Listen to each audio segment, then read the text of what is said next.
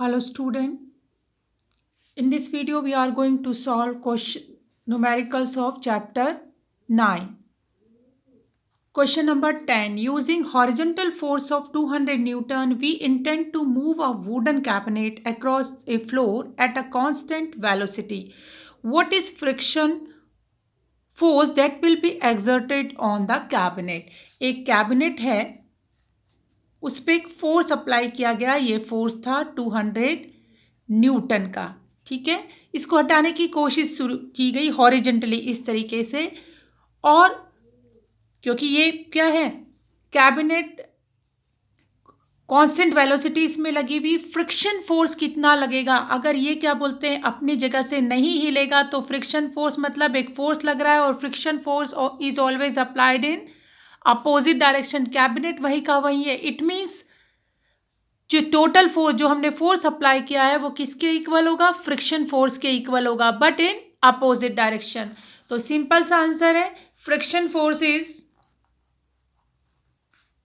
Friction force equal to 200 newton, उतना ही होगा, but opposite to the direction of opposite to the direction of applied force. ठीक है, और ये एक चीज याद रखिएगा कि फ्रिक्शन फोर्स हमेशा क्या होता है? अपोजिट डायरेक्शन में लगता है। और या हम कह सकते हैं friction force equal to -200 newton. Minus sign indicate that it applied opposite to the direction of applied force. Okay, Question number 11. Two objects of mass 1.5 kg are moving in a same straight line but in opposite direction. Suppose करो एक ये है और दूसरा ये मास है। ये opposite direction में है लेकिन इनकी क्या है? मास सेम है। तो हम यहाँ लिख देते हैं ऑब्जेक्ट 1 एंड ऑब्जेक्ट 2। ऑब्जेक्ट 1 का मास कितना है? m1 1.5 kg एंड ऑब्जेक्ट 2 भी सेम मास का है 1.5 kg। क्या कर रहे हैं? एक दूसरे के अपोजिट डायरेक्शन में स्ट्रेट लाइन में चल रहे हैं, लेकिन अपोजिट डायरेक्शन में। The velocity of each object is 2.5 metre पर सेकेंड बिफोर द कॉलिजन। टकराने से पहले दोनों की वेलोसिटी कितनी थी? 2.5 मीटर पर सेकेंड। मीन्स ये भी 2.5 मीटर पर सेकेंड से चल रहा था, ये भी 2.5 मीटर पर सेकेंड से। टकराने से पहले it means initial velocity u1 equal to 2.5 metre पर second and u2 equal to, क्योंकि अपोजिट डायरेक्शन में इससे, तो इसलिए क्या होगा? -2.5 मीटर पर सेकेंड। अब during which they stick together, what will be the velocity of combined object after collision? Combined object की वेलोसिटी क्या होगी आफ्टर कॉलिजन? वो साथ साथ चिपक जाते हैं, फिर दोनों साथ चलते हैं, तो मान लिया फाइनल वेलोसिटी इसकी है v, या v1 इक्वल टू इसकी v है, क्योंकि दोनों की ही सेम रहेगी, v2 भी v है। ठीक है ना, जब दोनों कंबाइन हो गए एक साथ चिपके हुए तो दोनों की वेलोसिटी क्या रहेगी? सेम रहेगी। अब हमें पता है momentum before collision and after collision हमेशा इक्वल होता है। तो मोमेंटम बिफोर कॉलिजन, टकराने से पहले जो मोमेंटम था, और वो किसके बराबर होगा? Momentum after collision. और हमें पता है मोमेंटम क्या होता है? m into V. तो मोमेंटम बिफोर कॉलिजन क्या हो जाएगा? दोनों का सम हो जाएगा m1 u1, ये फर्स्ट ऑब्जेक्ट का मोमेंटम है, प्लस m2 u2। इन दोनों का सम किसके इक्वल होगा? Momentum after collision. Momentum after collision क्या हो जाएगा?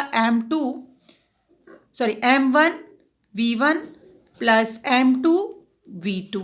हम वैल्यू सब्स्टिट्यूट करते हैं। m1 1.5 into u1 2.5 plus 1.5 into -2.5 5 equal to 1.5 into V, क्योंकि हमें दोनों की वेलोसिटी क्या हो जाएगी, क्योंकि दोनों स्टिक हैं तो दोनों की वेलोसिटी सेम रहेगी, प्लस 1.5 इंटू वी।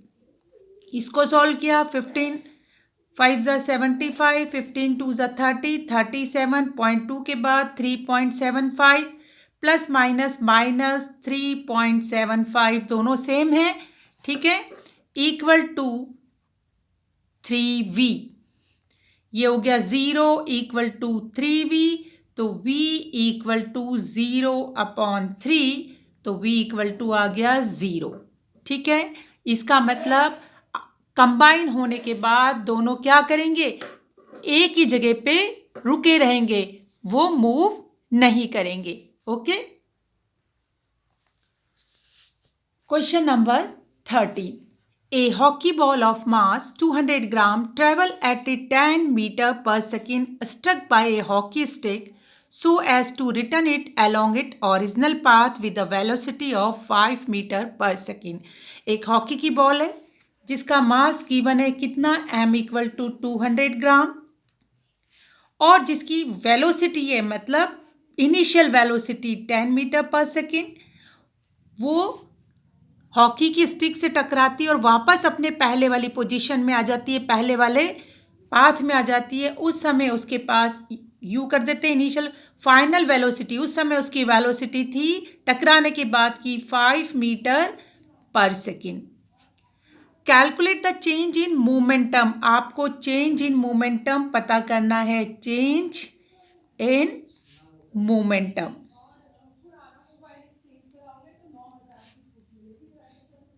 ठीक है, ये आपको फाइंड आउट करना है। आप चेंज इन मोमेंटम क्या होगा, चेंज इन मोमेंटम क्या होता है, जो पहले मोमेंटम था उसको माइनस कर देंगे फाइनल मोमेंटम से, तो हम कह सकते हैं change in momentum equal to,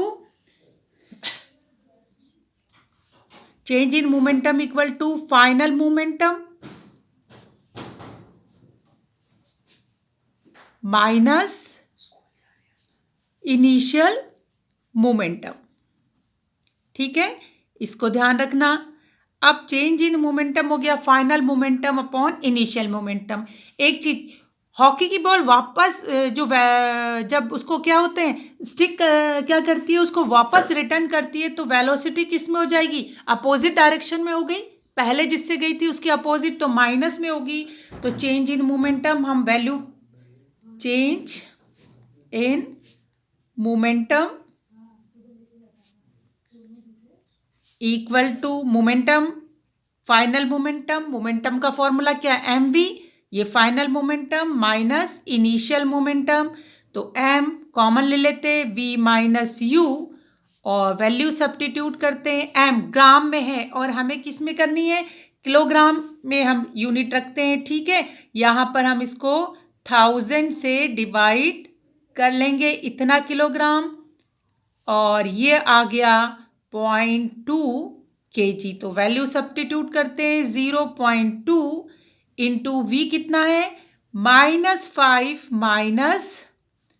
-10, तो ये आ गया 0.2 इंटू माइनस माइनस प्लस -15, और इसको हमने किया 15 2 ज़ा 30, तो क्या हो गया -30 पॉइंट कितने के बाद, 1 के बाद, तो ये हो गया, तो इसकी यूनिट हो गई -3 kg मीटर पर second.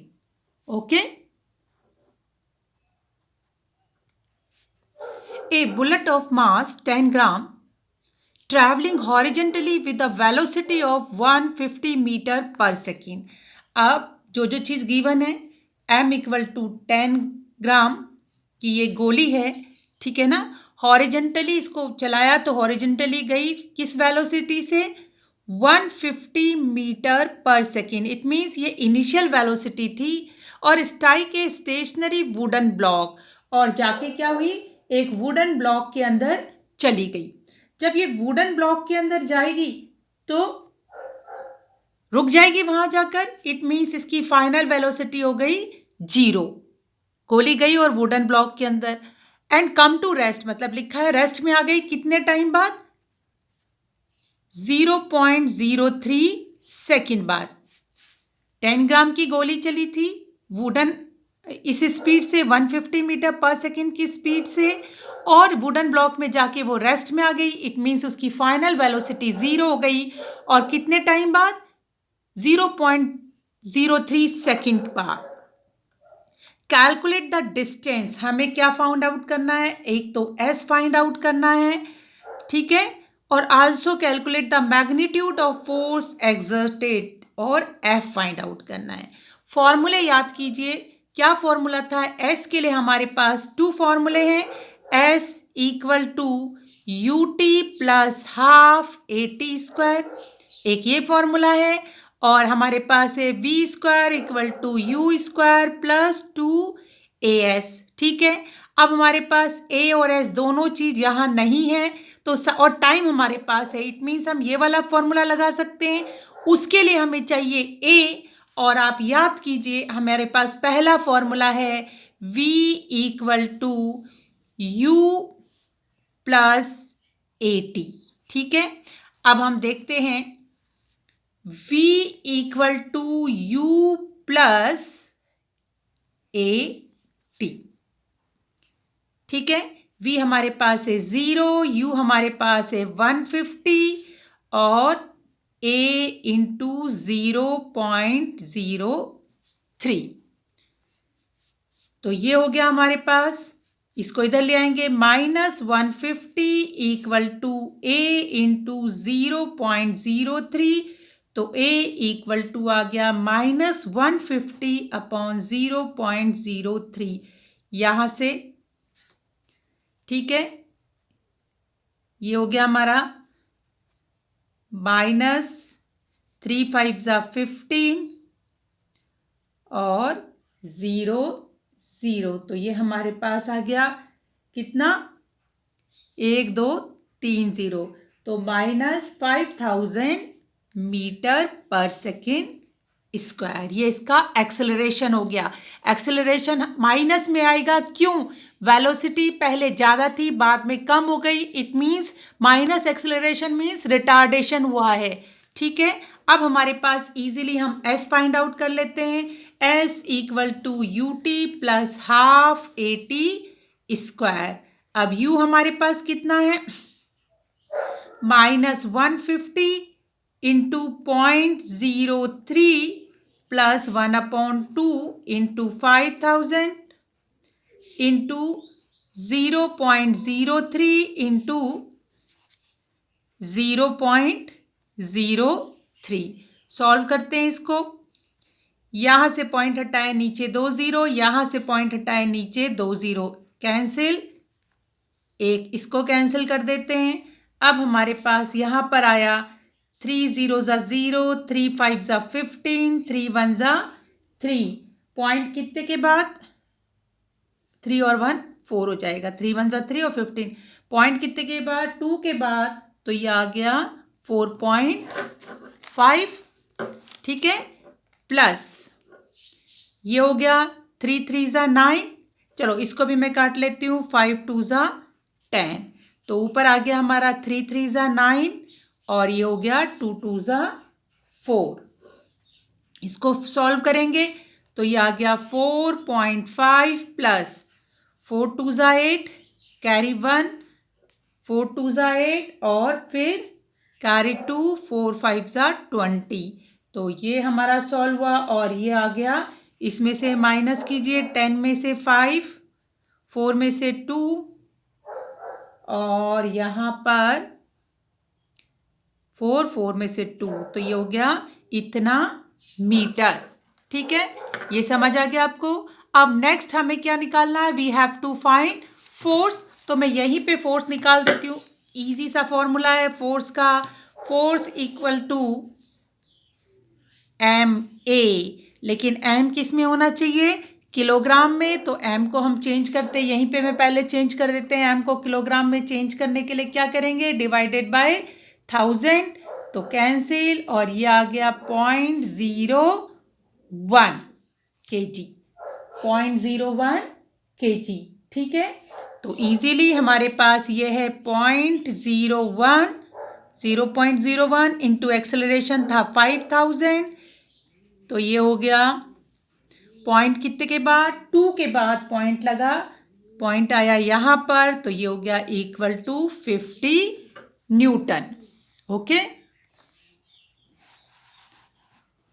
Next question is a object of mass 1 kg traveling in a straight line with a velocity of 10 metre पर सेकेंड। एक ऑब्जेक्ट था, ये स्ट्रेट लाइन पे मूव कर रहा है ये ऑब्जेक्ट, ठीक है, ये मूविंग में है, चल रहा है इधर की ओर, और इसकी वेलोसिटी है 10 मीटर पर सेकेंड, इनिशियल वेलोसिटी स्टार्टिंग की। Collide with a stick to a stationary wooden block of mass 5 kg, और टकराता है, एक वुडन ब्लॉक है, स्टेशनरी है, इट मीन्स उसकी वेलोसिटी 0, उससे टकराता है और चिपक जाता है, ठीक है ना। Then they both move off together in a same straight line, और उसी स्ट्रेट लाइन में वो आगे की तरफ बढ़ जाते हैं, ठीक है, निकल लेते हैं। Calculate the total momentum just before the impact and just after the impact. जब वो टकराए थे उससे पहले और उसके बाद का जो मोमेंटम है वो आपको बताना है, फर्स्ट चीज। और also calculate the velocity of combined object, और कंबाइंड ऑब्जेक्ट की वेलोसिटी भी हमें फाइंड आउट करनी है। सबसे पहले हम देखते हैं, ठीक है, मास जो है, मास देखते हैं कितना है, मास ऑफ ऑब्जेक्ट, इसको m1 मान लेते हैं, ये कितना है मास ऑन ऑब्जेक्ट 1 kg, ठीक है। और initial velocity of object, object की इनिशियल वेलोसिटी कितनी है, किस स्पीड से जा रहा था वो, 10 मीटर पर सेकेंड, इसका मतलब u1 इक्वल टू 10 मीटर पर सेकेंड। अब block, mass of block m2, कितना है इसका मास 5 kg, और इनिशियल वेलोसिटी ऑफ ब्लॉक, ठीक है, u2 कितनी है, ब्लॉक कैसा स्टेशनरी है, इट मीन्स उसकी वेलोसिटी कितनी है 0, उसकी वेलोसिटी है। और हमें मोमेंटम, जब वो टकराया उससे पहले का हमें मोमेंटम कितना है, तो हमें इसका मोमेंटम फाइंड आउट करना है, टोटल मोमेंटम बिफोर कॉलिजन या इम्पैक्ट, ठीक है, मोमेंटम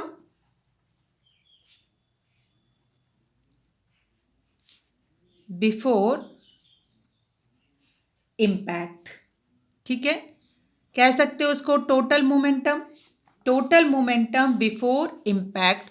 तो क्या हो जाएगा, m1 u1 plus m2 u2, चलते हैं वैल्यू सब्स्टिट्यूट करते हैं, 1 into 10 plus 5 into 0 equal to 10। अब यूनिट क्या है इसकी, किलोग्राम मीटर पर सेकेंड, ये टोटल मोमेंटम है बिफोर इम्पैक्ट। अब टोटल मोमेंटम आफ्टर इम्पैक्ट, तो हमें हमेशा पता है law of conservation of momentum क्या बोलता है कि टोटल मोमेंटम बिफोर इम्पैक्ट और आफ्टर इम्पैक्ट हमेशा इक्वल होता है। तो total momentum before impact equal to total momentum after impact, ये दोनों क्या होंगे, इक्वल होंगे। इट मीन्स ये कितना हो जाएगा, ये भी टोटल मोमेंटम आफ्टर इम्पैक्ट कितना हो गया, total momentum after impact, after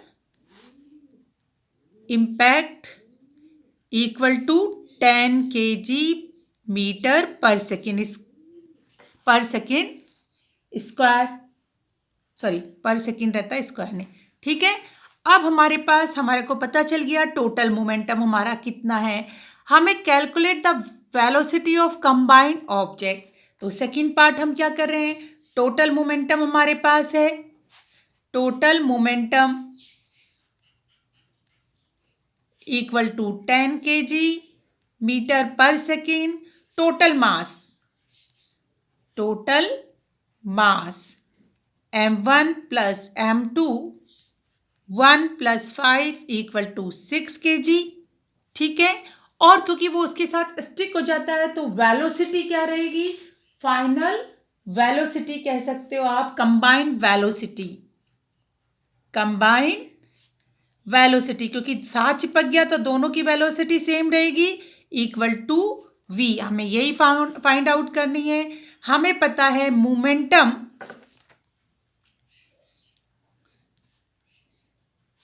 equal to mv।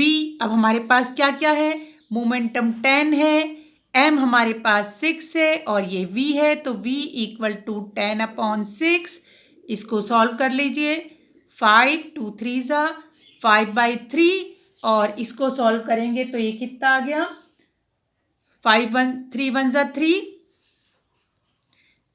Carry 2 3 6 ज़ा 18, तो ये आ गया 1.6 मीटर पर सेकेंड। बहुत इजी क्वेश्चन है। क्वेश्चन करने से पहले हमें जो जो चीज़ गिवन है वो उसको अगर हम पहले लिख लें तो क्वेश्चन और कौन सा फॉर्मूला लगेगा तो क्वेश्चन बहुत इजी हो जाता है। तो student, do this question in your notebook. Have a nice day, good bye.